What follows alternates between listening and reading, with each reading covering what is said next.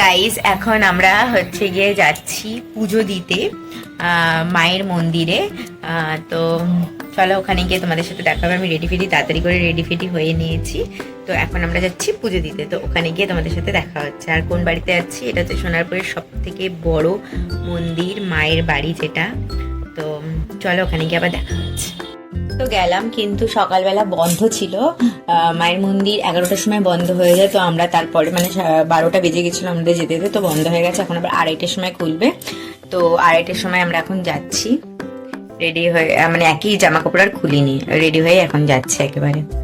তো পুজো দেবো মানে আজকে পুজো দিতেই হবে। তো চলো যাই।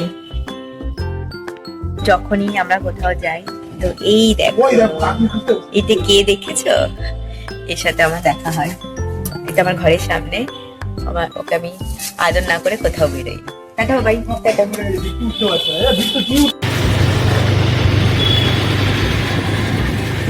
আর এদিকে আমরা দেখো মন্দিরের মধ্যে প্রবেশ করে গেছি।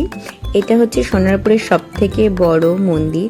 আশা করি তোমরাও অনেকে জানোই মন্দিরের কথা। আর এখানে আমরা গাড়িটাকে রেখে, তারপরে ওই দিকে দেখতে পাচ্ছ ওখানে আমরা জুতোটাকে রেখে তারপরে মন্দিরের মধ্যে প্রবেশ করব। আর আমি বাড়ির থেকে দুটো ফলও নিয়ে গেছিলাম। আর এখানে কি বলতো, সেরকম একটা দোকানপাট নেই, তো তার জন্য কিন্তু একটু প্রবলেম হতেই হয়, কারণ একটা কি দুটো দোকান আছে। আর এখান থেকে আমরা নিয়ে নেব ঠাকুরের জন্য মিষ্টি। আর এখানে দেখো যেহেতু নতুন গুড়ের প্রথম কাঁচাগোল্লা উঠেছে, তো আমি কাঁচাগোল্লা, মোয়া এগুলো নিয়ে নিয়েছিলাম। তার সাথে ধূপ ধুনো যেরকম থাকে সেরকম নিয়ে নিয়েছিলাম।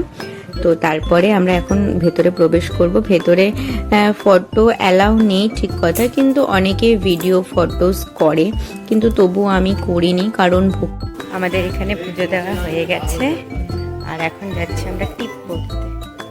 কারা কারাই মায়ের বাড়িতে এসছে অবশ্যই জানিও। আর এখানে দেখো এত রোদ্দুর, এত রোদ্দুর, কি বলবো।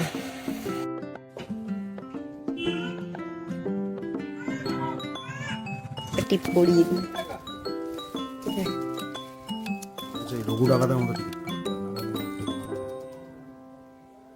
দেখে যাচ্ছে।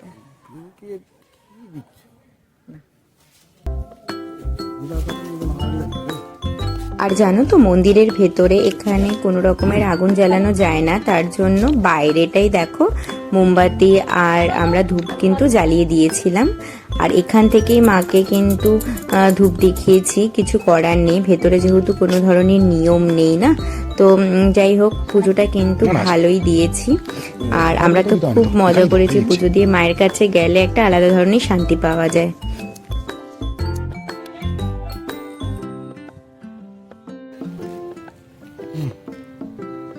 কথা বলে যাও, কথা বলে।